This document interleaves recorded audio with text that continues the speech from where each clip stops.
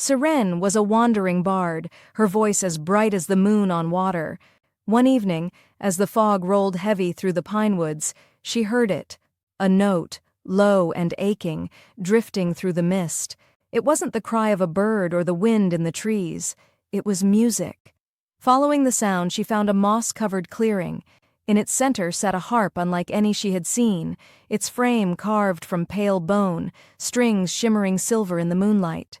No hands played it, yet the air trembled with melody. When she touched it, the world shifted. The fog thickened, and out of it stepped a man with eyes like stormlight, dressed in tattered finery from another age. His voice was deep and smooth as he said, "You can hear it. That means the harp has chosen you."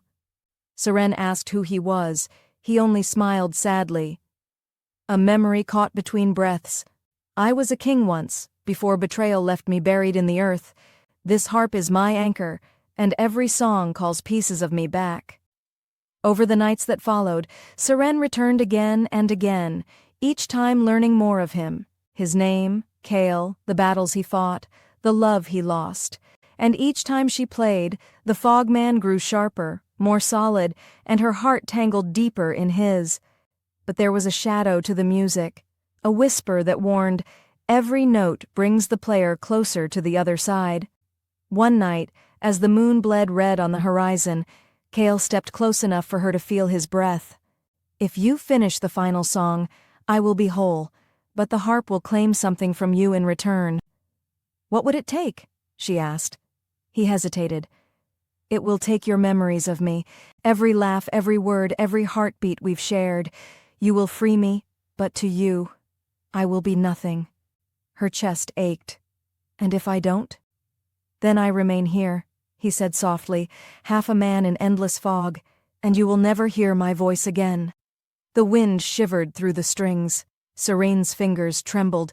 "Then let me give you the world back." She played. The final note rang out like a breaking heart. Light exploded from the harp, and Kale stood whole, no longer missed, no longer bound. His hand cupped her cheek, and his smile was both joy and grief.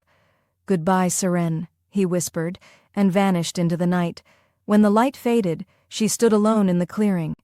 The harp was silent, its strings dull and lifeless. She touched her face, wondering why her cheeks were wet.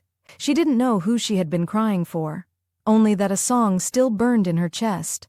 And when she played again, it was the most beautiful melody the world had ever heard, filled with longing she couldn't name, and love she could no longer remember. Thank you for listening to The Hollow Song. If this tale touched your heart, please like, subscribe, and leave a heart in the comments to let me know you're part of the Whispers of the Woods family. Until next time, traveler.